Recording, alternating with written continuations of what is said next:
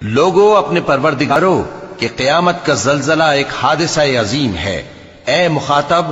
جس دن تو اس کو دیکھے گا اس دن یہ حال ہوگا کہ تمام دودھ پلانے والی عورتیں اپنے بچوں کو بھول جائیں گی اور تمام حمل والیوں کے حمل گر پڑیں گے، اور لوگ تجھ کو مدہوش نظر آئیں گے، حالانکہ وہ مدہوش نہیں ہوں گے بلکہ عذاب دیکھ کر مدہوش ہو رہے ہوں گے۔ بے شک اللہ کا عذاب بڑا سخت ہے۔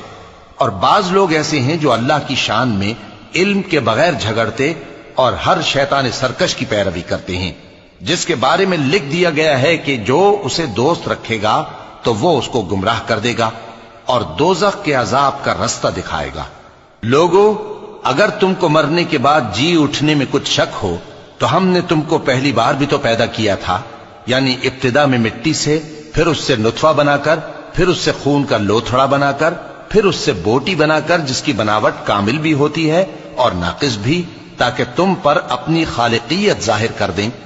اور ہم جس کو چاہتے ہیں ایک میعاد مقرر تک پیٹ میں ٹھہرائے رکھتے ہیں، پھر تم کو بچہ بنا کر نکالتے ہیں، پھر تم جوانی کو پہنچتے ہو، اور بعض قبل از پیری مر جاتے ہیں،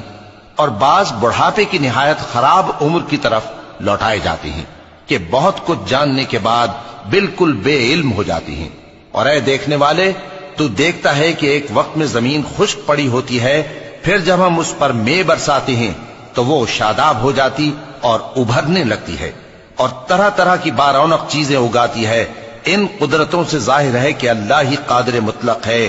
جو برحق ہے، اور یہ کہ وہ مردوں کو زندہ کر دیتا ہے، اور یہ کہ وہ ہر چیز پر قدرت رکھتا ہے، اور یہ کہ قیامت آنے والی ہے اس میں کچھ شک نہیں، اور یہ کہ اللہ سب لوگوں کو جو قبروں میں ہیں جلا اٹھائے گا، اور لوگوں میں کوئی ایسا بھی ہے جو اللہ کی شان میں بغیر علم کے اور بغیر ہدایت کے اور بغیر کتاب روشن کے جھگڑتا ہے اور تکبر سے گردن موڑ لیتا ہے تاکہ لوگوں کو اللہ کے رستے سے گمراہ کر دے۔ اس کے لیے دنیا میں ذلت ہے، اور قیامت کے دن ہم اسے عذاب آتش سوزاں کا مزہ چکھائیں گے۔ اے سرکش، یہ اس کفر کی سزا ہے جو تیرے ہاتھوں نے آگے بھیجا ہے، اور اللہ اپنے بندوں پر ظلم کرنے والا نہیں۔ اور لوگوں میں بعض ایسا بھی ہے جو کنارے پر کھڑا ہو کر اللہ کی عبادت کرتا ہے، اگر اس کو کوئی دنیاوی فائدہ پہنچے تو اس کے سبب مطمئن ہو جائے، اور اگر کوئی آفت پڑے تو منہ کے بل لوٹ جائے، یعنی پھر کافر ہو جائے۔ اس نے دنیا میں بھی نقصان اٹھایا اور آخرت میں بھی، یہی تو صاف نقصان ہے۔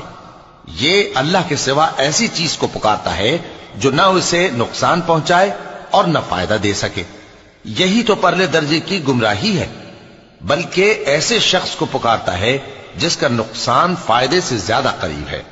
ایسا دوست بھی برا اور ایسا ساتھی بھی برا۔